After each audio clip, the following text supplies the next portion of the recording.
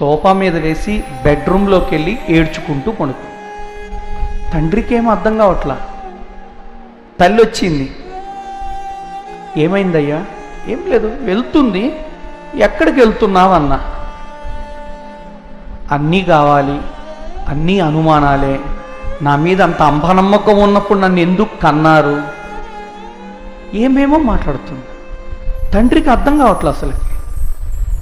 ఒక తండ్రిగా నా కూతుర్ని నేను ఒక మాట అడిగా, ఎక్కడికి వెళ్తున్నావు అని. ఎందుకు వెళ్తున్నావు అని కూడా నేను ఇంకా అనలా. అలాంటి భావన కూతురుకు వచ్చి వెళ్ళి పడుకొని ఏడుస్తూ ఉంటే ఆ కూతురు దగ్గరికి తల్లిపై, ఎందుకమ్మా ఏడుస్తున్నావు, ఏమైంది? తండ్రి ఎక్కడికి వెళ్తున్నావు అని అడిగి. అంతే కదా అంటే, ఆయనకెందుకు అంది.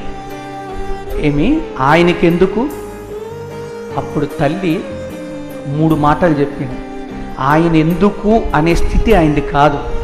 ఆయన మీ నాయన, మా ఆయన ఇంటికి పెద్ద ఆయన. ఆయనగాక ఎవరు అడుగుతారు? ఆయనగాక ఎవరు అడుగుతారు నీ గురించి? నాకు ఆయన, నీకు నాయన, మన ఇంటికి మన ఇద్దరికి పెద్ద ఆయన. ఆయనే లేకపోతే నువ్వు లేవు, నేను లేనమ్మా. ఆ తండ్రి బాధ్యతగా అడిగేదే తప్పు బట్టి అలిగి పొడుకొని మమ్మల్ని సాధించే కూతురుగా మాకొద్దు నువ్వు అని చెప్పింది. ఇవాళ పిల్లలతో తల్లిదండ్రులు ఒక మాట చెబుదామంటే భయమేస్తుంది.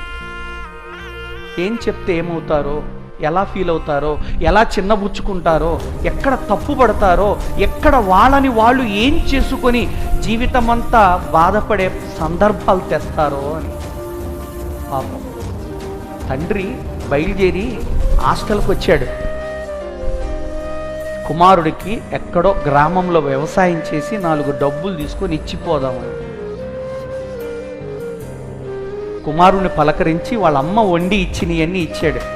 ఆయన సంపాదించిన 4 డబ్బులు ఇచ్చి వెళ్తూ, రే జాగ్రత్త, ఎక్కడ అవసరమో అక్కడ వాడుకో, వృధా చేయి మాకు అన్నాడు.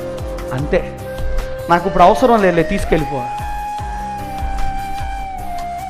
నాకు అవసరం లేదులే, తీసుకోపో. నేనేమన్నాను నాన్న, జస్ట్ జాగ్రత్తగా వాడుకో అన్నాను.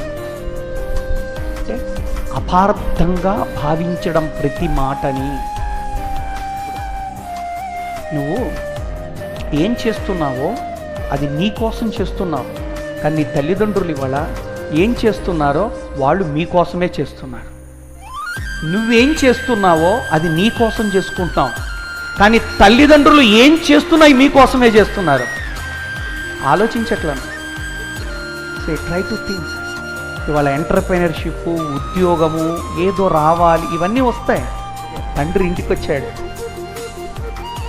తల్లి బాగలేదు, పడుకోనుంది, కూతురు అక్కడే ఉంది.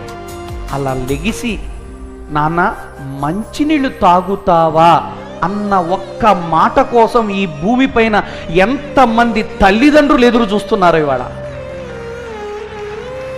వీళ్ళు చదివే చదువులేంటో, వీళ్ళు నేర్చుకున్న సంస్కారాలేంటో అనుక్షణం అహర్నిశం రాత్రి పగలు అనక తనువుని, జీవితాన్ని, ప్రతి క్షణాన్ని వెచ్చించి ఏదో సాధిస్తారని సంపాదించి అప్పచెప్పటానికే ఇవన్నీ వాళ్ళు పడే తిప్పలు.